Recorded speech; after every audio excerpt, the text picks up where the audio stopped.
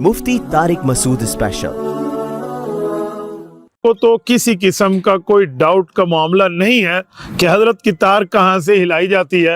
ये वजीफा लेने पे राजी नहीं है और आपने चंद आइमा के नाम भी जिक्र कर दिया, तो नाले वो अच्छी बात है, क्या ख्याल है इसमें? कौन सी ऐसी बात है इसमें इतना एग्रेसिव होने की और चीखने चिल्लाने की और हाँ ठीक पेश पूरा खतीबाना अंदाज की क्या जरूरत है इसमें? आराम से बता दें। नहीं भाई, चंद लोग हैं, जो कुछ लोग हैं या बहुत सारे लोग हैं जो कह रहे हैं कि हमें नहीं चाहिए ये वजीफा, तो ठीक है ना ले वो, इसमें कौन सी ऐसी बात है? अगर कोई ये समझता है कि मैं वजीफा लेके हुकूमत का पिट्ठू बन जाऊंगा तो ना ले वजीफा, क्या ख्याल है? ये जो उन्होंने कहा कि पंजाब के अइम्मा राजी नहीं है, तो तहकीक ऐसे नहीं होती कि जो दावा कर रहा है उसी की बात को मान लिया जाए। जाके न्यूट्रल होके खुद जाके पंजाब में देख लें, आपके भी रिलेटिव होंगे पंजाब में, बहुत सारी मसाजिद के इमाम होंगे या जितने तलबा बैठे हुए हैं, बहुत सब के ताल्लुकात होंगे ना, उनसे फोन करके पूछ लें क्या ख्याल है भाई, आप इस पर खुश हैं या नाराज हैं। फिर पता चलेगा कि जिन उलमा का आपने नाम लिया, काबिल एहतराम उलमा का, उनके अलावा की क्या राय है। तो वो उलमा तो जमीयत के हैं ना, आप तो सब जमीयत के उलमा के नाम ले रहे हैं ना, तो अभी जाहिर है जमीयत अपोजिशन में है। मैंने बताया था सियासी जमात का काम यही होता है कि हुकूमत के हर फैसले को मुसरत करना, क्योंकि कोई भी अपोजिशन में हो कि हुकूमत के फैसले में तारीफ शुरू कर दे तो इसका मतलब तो आप अपनी वोटिंग पावर ही जाया कर रहे हो फिर तो सियासी का तो सियासत का तो काम यही होता है। उन्होंने मुझे ये को बोला है कि इनकी डोर कोई और खींच रहा है, हमारी डोर कोई और खींच रहा है। हमारी डोर तो खुदा की कसम भी कुरान हाथ में रख के मैं कसम उठाने के लिए तैयार हूँ कि कोई भी नहीं खींच रहा हमारी डोर। ना ये बयान हमने किसी के कहने पे दिया, हजरत मुफ्ती अब्दुल रहीम साहब तक को भी नहीं बताया जो मैंने बयान दिया, उनको भी बताया बगैर दिया। एक राय है जो मैंने जिसका इजहार किया अपनी तरफ से तहकीक करके। ये इल्जाम लगा देना बहुत आसान होता है। नबी सल्लल्लाहु अलैहि वसल्लम ने फरमाया ना कि आयतुल मुनाफिकी सलास, उसमें एक अलामत ये भी बयान की, इदा खासमा फजर, कि जब वो किसी से बहस करता है तो गालिम गलोच पे आ जाता है। आप कहें उन्होंने गाली तो नहीं दी, जब आप किसी को ये कह दो कि ये किसी और के कहने पे ये सब कुछ कर रहे हैं, तो मैं समझता हूँ इससे बड़ी गाली कोई नहीं है, क्योंकि आपने अगले के जो स्टेटमेंट है, अगले की बयान की वैल्यू ही जीरो कर दी है कि अब जो भी बयान देगा ये तो हुकूमत के कहने पे दे रहा है।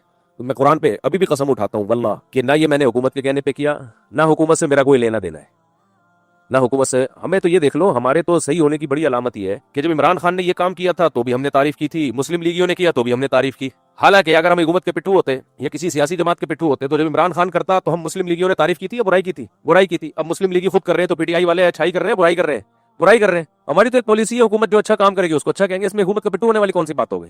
क्योंकि हम खुद इमाम है, हम खुद मसाजिद के मौलवी हैं, इसलिए हमने तारीफ की है कि उलमा को अगर कुछ प्रोटोकॉल मिल रहा है, पैसे मिल रहे हैं, वेल डन, सुभान अल्लाह, बहुत अच्छा। जरदारी भी ये काम करता, मौलाना फजल रहमान भी ये काम करते तो बहुत अच्छा। और इसी तरह केपीके के बारे में जो बात की है कि केपीके में फलां इमाम, वो हालात देख के हमें अंदाजा हुआ है कि जी वो कैसे वो हुकूमत के फेवर में बातें कर रहे हैं और कैसे वो हालात देख के अंदाजा हुआ है। हुकूमत के फेवर में सियासी जमातें जब उनको कोई सीट वीट मिल जाती है ना, तो जितना वो हुकूमत को फेवर देती है इतना कोई भी नहीं देता। या आप जनरल मुशर्रफ से भी पहले के दौर से आप देखते चले जाओ, जो हुकूमत में होगा वो खिलाफ ही होगा, आप उसके खिलाफ ही होगे। लेकिन जब आपके साथ कोई बार्गेनिंग हो जाए तो फिर आप जो फेवर देते हो वो सबको पता है, मेरा ख्याल है उस पर दो राय नहीं है। और हम तो उसकी भी तावील करते हैं कि भाई सियासी हिकमत का तकाजा ही है, क्या ख्याल है भाई? बाकी केपीके में भी किसने क्या देखा, आप जाके देख के आओ।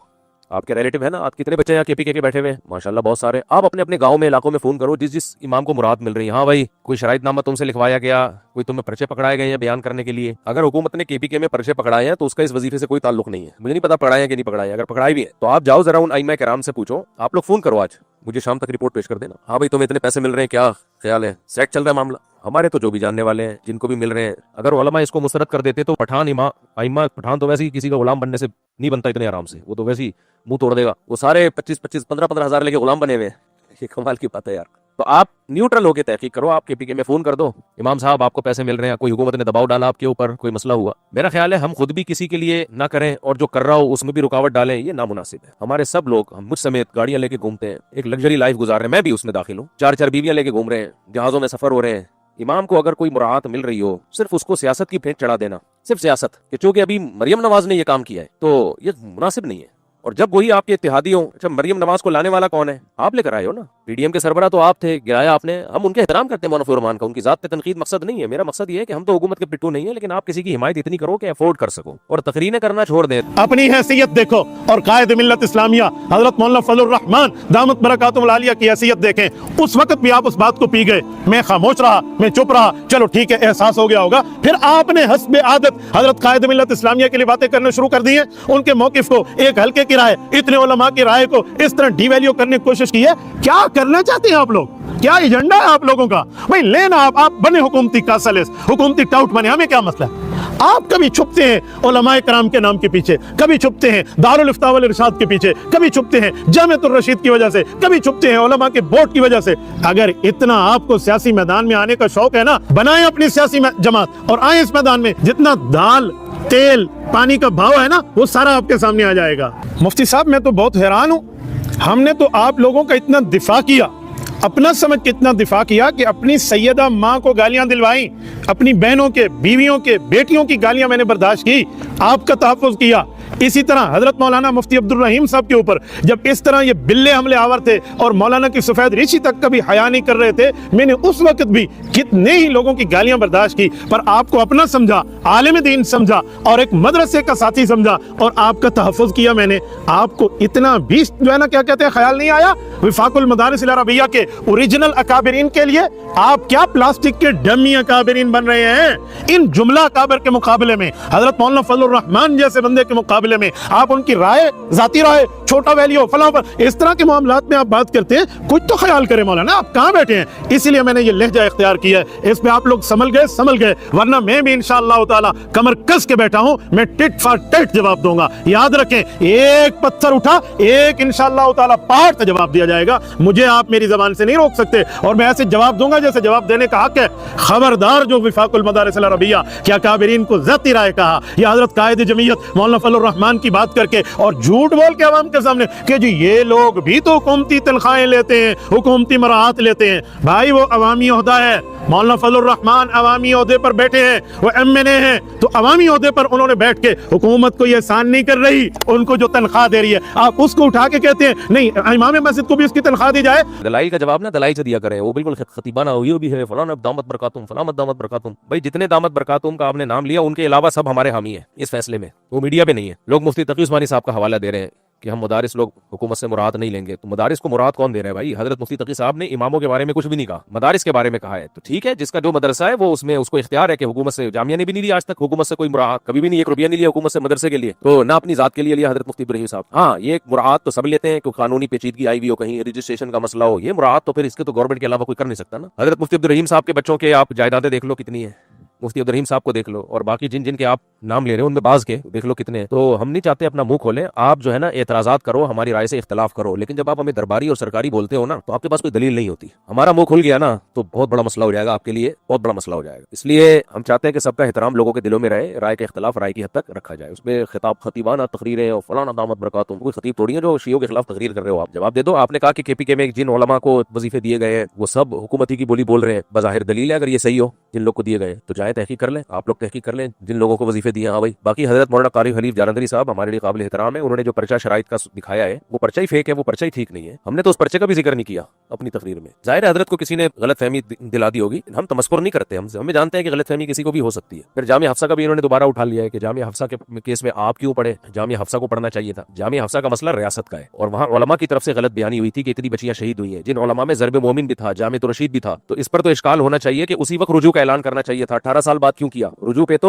शाबाशी देनी चाहिए कि जो गलत बयानी की थी आप लोगों ने उससे रुजू कर लिया। मैंने बताया ना, मैंने भी बयान दिया था कि इतनी बच्चियां शहीद हुई हैं, लेकिन मुझे जब पता चला कि यार ये तो फेक रिपोर्ट है तो मैंने 7 साल पहले रुजू का ऐलान कर दिया था। मेरा बयान पड़ा हुआ है 7 साल पहले, 7 साल पहले का। जामिया ने नहीं किया ऐलान क्योंकि मसला दब गया था, मसला दब गया था जामिया हफ्सा का। उस्ताद साहब ने, मुफ्ती इब्राहिम साहब ने सोचा दब गया, छोड़ो अब क्या उसमें दोबारा छूट जाएगा। अब 18 साल के बाद मसला दोबारा उठाया गया है खवारिज की तरफ से। अब चूंकि मौलाना अब्दुल वाहिद कुरैशी साहब का खवारिज का उनको पता ही नहीं है, मालूमात नहीं है उनको नहीं पता कि ये मसला जामिया ने नहीं उठाया, खवारिज ने उठाया है और रियासत का वजूद खतरे में पड़ा इसकी वजह से। मुफ्ती इब्राहिम साहब चूंकि रियासत से, पाकिस्तान से मोहब्बत करते हैं, इसलिए उन्होंने अपनी इज्जत की परवाह नहीं की और हक को बयान कर दिया कि ये जो नज़्मों में जामिया हफ्सा का तज़किरा किया जा रहा है, इतनी बच्चियां शहीद हुई, ये गलत है, क्योंकि वो रियासत से वाकई मोहब्बत करते हैं, उनकी कोई सियासी जमात से लेना देना नहीं है उनको। आपका तो चूंकि सियासी जमात से लेना देना है, लिहाजा आपकी मजबूरी है। कल हजरत मौलाना फजलुर रहमान साहब में, मेरा मकसद किसी पे तंज करना नहीं है, लेकिन आप इतना दिफा करो ना कि जितना एफोर्ड कर सकते हो। मौलाना फजलुर रहमान कल तक इमरान खान को यहूदी एजेंट नहीं कहते थे, उन्होंने रुजू नहीं किया इससे, तो आप क्यों इसका जवाब पी जाते हो? आप कहोगे सियासत है, ठीक है सियासत है, तो आपके लिए सियासत में सब कुछ जायज है। हमारे लिए मुल्क की बका के लिए, मुल्क को बचाने के लिए कुछ भी जायज नहीं है। इमामों के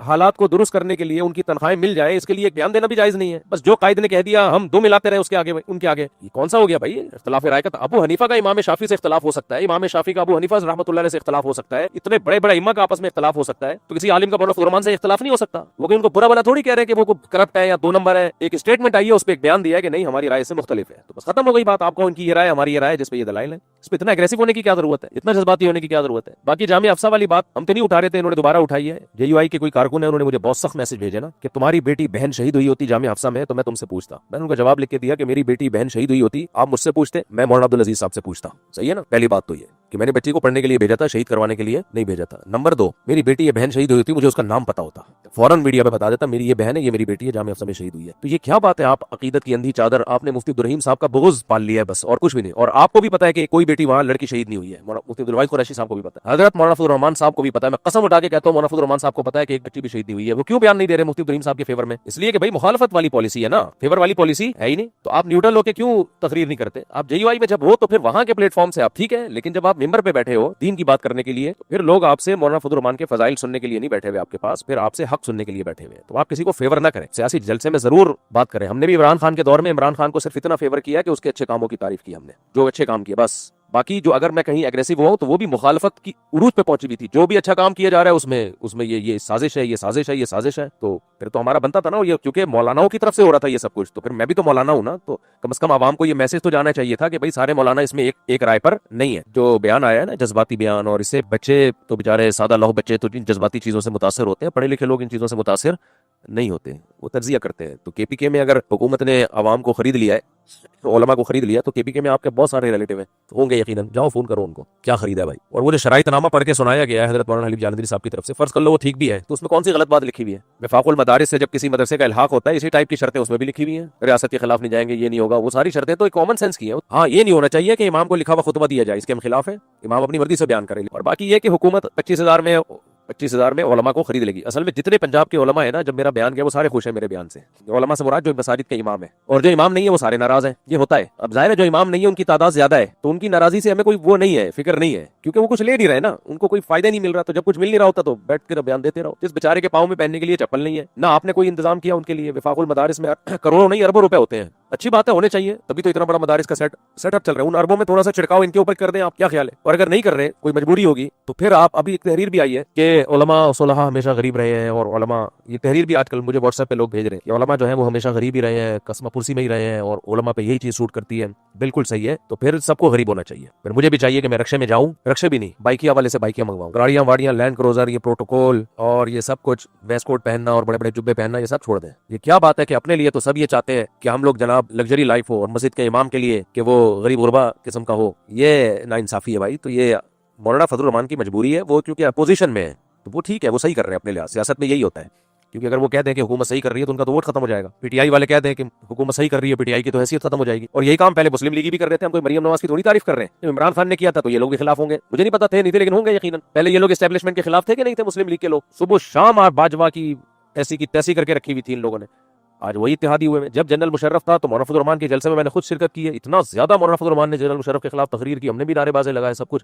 लेकिन जब मौलाना फजलुर रहमान इत्तेहादी बन गए तो वो नहीं, फिर वो नहीं थे। तो ये सियासत में चल रहा है, इसमें मैं किसी को बुरा भला नहीं कह रहा, ये सब ये सियासत का हिस्सा है। जमहूरियत इसी का नाम है। तो हम थोड़ी सियासत में है भाई, हम तो जाते हैं वोट देके आ जाते हैं, जो हमें अच्छा लगता है, बस खत्म। तो इसलिए हमारी मजबूरी नहीं है, आपकी मजबूरी है। आप जो कर रहे हैं आपके लिहाज से ठीक कर रहे हैं, आप, हमारी ये मजबूरी है नहीं। ना हम एस्टेब्लिशमेंट के, वल्लाह खुदा की कसम, ना हम हुकूमत के पिट्टू है, ना हम किसी सियासी जमात के। हाँ, इंडिविजुअल लाइफ में किसी सियासी जमात को हम फेवर करेंगे अपनी निजी जिंदगी में, तो वो तो हर एक को हक है ना। लेकिन मिंबर पे थोड़ी हम किसी सियासी जमात के फेवर में है। कोई भी अच्छा काम करे, मौलाना फजलुर रहमान करे हमारे सर आंखों पर, मरियम नवाज करे सर आंखों पर, इमरान खान करे, क्या ख्याल है भाई, सर आंखों पर, फौज करे तो भी सर आंखों पर। अभी फौज ने इंडिया को लोहे के चने चबवा दिए, सुभान अल्लाह, बल्ले बल्ले हो गई भाई। क्या ख्याल है कि हुकूमत ने जब इमामों को लगाम देनी होगी ना, वो 15-20 हजार में नहीं देगी लगाम। गवर्नमेंट जब आ जाए ना किसी के खिलाफ, चाहे अदल करे चाहे जुल्म करके करे, एक अलग बहस है। इमरान खान PTI, इमरान खान माजी करीब में इमरान खान से ज्यादा पावरफुल कोई वजीर आजम, कोई हीरो आया है? लोग जिसको हीरो मानते हैं, मैं हीरो नहीं कह रहा, फिर वो एक नई बहस छिड़ जाएगी कि आपने इसको हीरो कैसे कह दिया। अवाम कह रही है, ये तो मानते हो ना अवाम के। आज इमरान खान जेल से छूट के आए, बिला मुकाबला जीतेगा कि नहीं जीतेगा? कतई नजर इससे कि वो सही है गलत है, वो एक अलग बहस है, मैं उसमें नहीं पढ़ रहा। पब्लिक क्या कर रही है? इतना मजबूत आदमी, उसको गिरा भी दिया, और इलेक्शन में लाजमी जीतना था उसने, लेकिन जो कुछ इलेक्शन में हुआ है, हम तो ये हक बयान कर रहे हैं, मगर एस्टेब्लिशमेंट के पिट्ठू होते हैं ना, हम ये हक बयान नहीं करते कि उसको जबरदस्ती हराया गया इमरान खान को। आप ये बोलो कि उसको जबरदस्ती हराया गया है, आप नहीं बोलोगे क्योंकि आप उस वक्त उसके गिराने वालों में से थे। आप उस वक्त बोलोगे जब आपको भी हराया जाए। तो ये सभी बोल रहे होते हैं, इसमें कोई वो नहीं है, ये सब बोल रहे होते हैं। हम तो उस वक्त भी बोल रहे थे भाई इलेक्शन में 100% धांधली हुई है, 100% से भी ज्यादा धांधली हुई है। जो ये कह के धांधली नहीं हुई है वो पागल है उसको, क्योंकि ऐसी ऐसी जगह से लोग जीते जहां से खड़े ही नहीं हुए थे। एमकेएम के कुछ लोग कह रहे हैं हमें तो पता ही नहीं था हम यहाँ से जीत जाएंगे। अब इस्टेब्लिशमेंट के पास इसका क्या उजर है वो इस्टेब्लिशमेंट जाने, आप लोग जानो वो क्या इसका उजर पेश करते हैं, वो उनका हेडेक है। लेकिन धांधली तबाह की हुई है। बिला मुकाबला जीतना था किसने? इमरान खान। हुकूमत ने उसको खड्डे लेने लगा दिया। समझ रहे हो, इतनी पावरफुल होती है गवर्नमेंट जब करने पर आ जाए, जब करने पर आ जाए। इसलिए अगर अल्लाह ना करे इमामों को लगाम देने पे आ गई, मदारिस को बंद करने पर आ गई, कुछ भी नहीं बिगाड़ सकते हम लोग। ये बातें हैं हमारी, कुछ भी नहीं। सबसे पहले आप मेरे और आपके लीडर भागेंगे यहाँ से, समझ रहे हो। सबसे पहले अगर सही अप्रोच, क्योंकि हकीकत ये है कि हम खुद बिला वजह मदारिस के तहफ्फुज का वो बेच रहे होते हैं कि मदारिस को खतरा है, मदारिस को खतरा है। और कोई खतरा नहीं है। मौलाना मजहूर मेंगल साहब का मदरसा चल रहा है, दारुल उलूम की, अल्लाह और तरक्की दे दारुल उलूम कोरंगी को। जाओ जाके व्लॉग बनाओ, वहां जाके देखो, आदमी मदरसे में घुसते ही हैरान हो जाता है कि यार अल्लाह और बरकतें दे, क्या शानदार मदरसा है। कोई मैली आंख उठा के अल्हम्दुलिल्लाह ना हुकूमत में, ना एस्टेब्लिशमेंट में, ना पुलिस में, ना फौज में कोई भी नहीं देख रहा। मदारिस को सिरे से कोई खतरा नहीं है, अल्हम्दुलिल्लाह बहुत मजबूत है। इंडिया में खतरा नहीं है, यहाँ कहां से खतरा हो गया जो एक बिल्कुल सेकुलर हुकूमत है। बर्मा में मदारिस को खतरा नहीं है, मैं वहां गया हूं, बहुत सारे मदारिस बने हुए। वो कहते हैं ठीक है, लेकिन बस वो एक बात कहते हैं कि तुम्हारे मदरसों के सर्टिफिकेट को हम वैल्यू नहीं देंगे, हुकूमत के किसी इदारे में नहीं जाओगे। बर्मा में ये लॉ है, पढ़ते रहो ठीक है, मस्जिद की इमामत संभालो, मौज़िन संभालो। ये नहीं होगा कि तुम गवर्नमेंट के किसी इदारे में चले जाओ, क्योंकि उनको खतरा है गवर्नमेंट में आ गए तो निजाम बदलेंगे ये, क्योंकि निजाम बदलने के लिए हुकूमत में आना जरूरी है। तो ये उन्होंने कहा कि वैल्यू नहीं है, तो इसलिए ना मदारिस को अल्हम्दुलिल्लाह कोई खतरा है। और ये इतने मदारिस बंद कर दिए, ये कर दिए, वो सारे वो बंद किए जो वफाक के जेरे तहत नहीं थे। केपीके में और जगह जगह जो बहुत सारे मदारिस बंद किए हैं, वो सारे वो बंद किए जो वफाकुल मदारिस के बोर्ड में नहीं है। आप वफाकुल मदारिस के बोर्ड में आ जाओ, आप महफूज हो जाओगे। अब मैं इससे कहूं कि वफाकुल मदारिस हुकूमत का पिट्ठू है, ये इल्जाम गलत होगा कि नहीं होगा कि जो वफाकुल मदारिस में आता है वो महफूज हो जाता है। मैं एक मदरसा है उसको हर महीने में ताउन करता हूँ, केपीके में है, 2 साल से ताउन कर रहा हूँ। अब जब हमारी एमटीएम फाउंडेशन बनी तो मैंने मदरसे के कल मैंने फोन किया उसको, हमने मशवरा किया कि अब मैं पर्सनली ताउन करने के बजाय अपने जाती अकाउंट से फाउंडेशन से ताउन करूँ, एमटीएम फाउंडेशन से। मैंने उनको कल फोन करके पूछा है, आपको नंबर भी देता हूँ, आप जाओ मदरसा भी देख लो और उसके मोतबिम से तहकीक भी कर लो। मुफ्ती तारिक मसूद का कल फोन आया था कि नहीं आया था। मैंने कहा कि मैं अब आपके साथ जो है ना फाउंडेशन के जरिए ताउन करूंगा ताकि एक लीगल वे में काम हो। तो हमारे साथियों ने मशवरा ये किया है कि अगर आप वफाकुल मदारिस के तहत रजिस्टर्ड हैं तो हम ताउन करेंगे, वरना हम ताउन नहीं करेंगे। क्योंकि वफाकुल मदारिस के तहत रजिस्टर्ड नहीं हो तो ऐसा ना हो हम ताउन करें, कल हुकूमत गिरफ्त कर ले कि भाई ये एक ऐसा मदरसा, कोई दहशतगर्दी तो नहीं पल रही यहाँ पे, क्या हो रहा है। तो उन्होंने कहा हम वफाकुल मदारिस के तहत है। मैंने कहा कुछ सर्टिफिकेट भेजे, कोई डॉक्यूमेंट अभी भी पड़े हुए हैं, मोबाइल में दिखा सकता हूँ, कल उन्हें भेजे डॉक्यूमेंट्स, ये देख लो। तो जैसे ही डॉक्यूमेंट्स आए हैं मैंने कहा ठीक है, अब आपको हर महीने वो ताउन फाउंडेशन की तरफ से मिलेगा। हम तो ताउन कर रहे हैं वफाकुल मदारिस के साथ, क्योंकि हमारे अपने लोग हैं, हमें कोई वो नहीं है। एक इख्तलाफ राय है कि भाई एक ऐसा बोर्ड होना चाहिए जिसकी सर्टिफिकेट की वैल्यू ताकि हुकूमत में जा सके, वो तरीका भी ठीक है। तो जितना है इख्तलाफ उसको उतना रखो ना, एकदम इतना जज्बाती क्यों होते हो।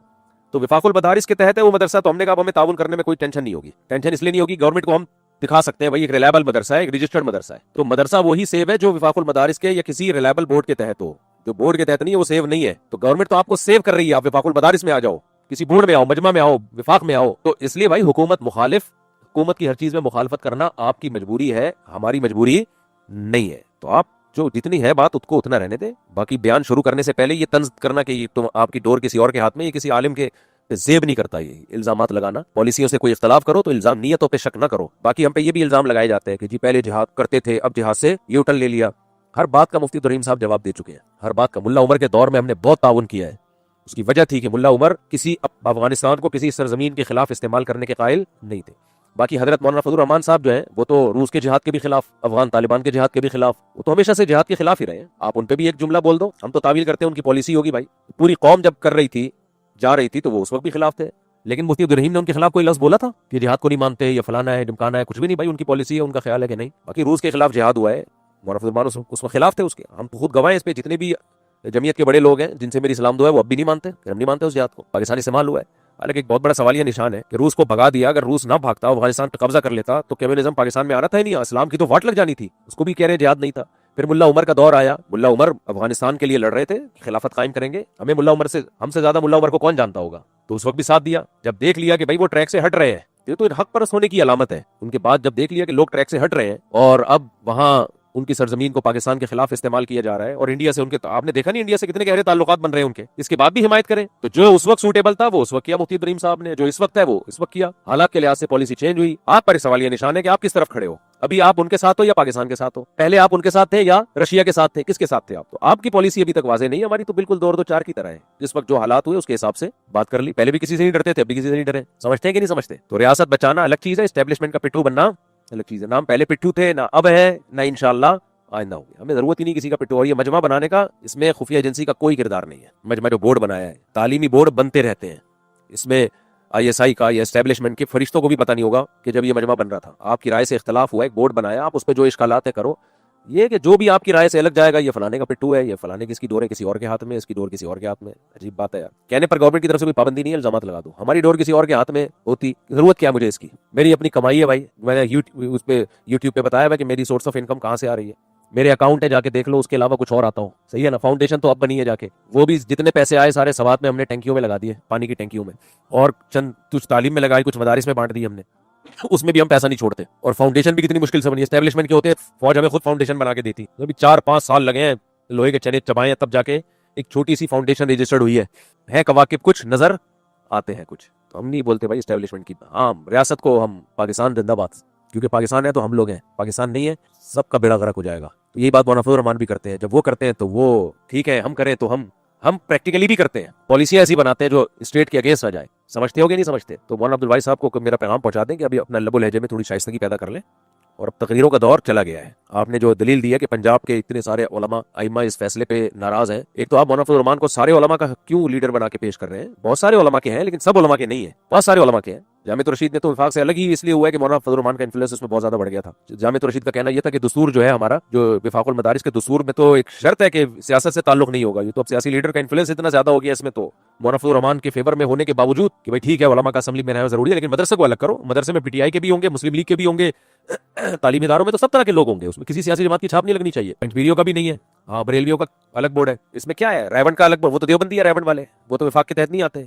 इतनी सी बात है, आपको क्यों इतना ज्यादा वो इस पे शोर शराबा शुरू कर दिया आपने? जामिया का हदफ अलग है, बार बार बता रहे, वो हदफ विफाक में रह के हो ही नहीं सकता। तो इतने सारे मदारिस, सारा नजला आपका अकेले मुफ्ती इब्राहिम साहब पे गिर रहा है, इसलिए कि भाई वो इन्फ्लुएंस कबूल नहीं कर रहे, वो असर कबूल नहीं कर रहे उनका। वो कह रहे हैं भाई हम तालीमी बोर्ड बिल्कुल सियासत से क्या होगा, आजाद। आपको फिर सियासी बयान देते क्यों है? सियासी बयान नहीं देते।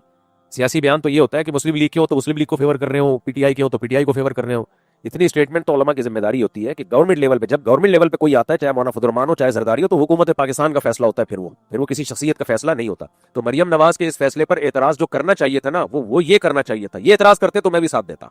वो एतराज ये है, लॉलीपॉप तो नहीं है, लारे रप्पे तो नहीं दिए जा रहे कि 25,000 हम देंगे, क्योंकि बाज दफा सियासी लीडर बड़े बड़े वादे कर लेते हैं, हम देंगे 25,000 देंगे, और इमाम हमारे लिए मुकद्दस है, और इमाम ये है, इमाम यूं होता है। तकरीरें कर ली, इमाम भी जोश में आ गए और सब फेवर में चले गए, बाकी धेला भी नहीं मिल रहा। तो पहली बात ये, हुकूमत पंजाब इस फैसले को यकीनी बनाए, मिलेगा। ये हवाई बातें नहीं है। नंबर 2, आपके जाने के बाद भी मिलेगा, इसको पक्का काम करके जाओ आप। ये नहीं होता कि जब तक आपकी हुकूमत है तो मिलेगा, जब आपकी हुकूमत गई तो गया। ना ना ना, ये गलत है। आप मरियम नवाज साहिबा से हम अपील करते हैं कि आप ये पक्का काम करें। ये वजीफा तमाम इमामों को, पंजाब के तमाम इमामों को मिलेगा, चाहे आपकी हुकूमत रहे चाहे हुकूमत ना रहे। ये एतराज करते हैं, हम साथ देते हैं। ये एतराज बनता है, मिलेगा इंशाल्लाह, इमामों को वजीफा मिलेगा।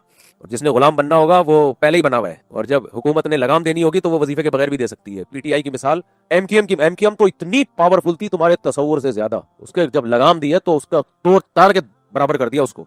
कल मैं मुक्का चौक से गुजरा हूं तो मुक्का चौक पे मुक्का ही नजर नहीं आ रहा। अबे वो मुक्का चौक का नाम ही तब्दील कर दिया। तो मैं और आप किस खेत की मूली है मेरे भाई? तो लेकिन चूंकि हुकूमत मदारिस के खिलाफ है नहीं, असल बात यह है।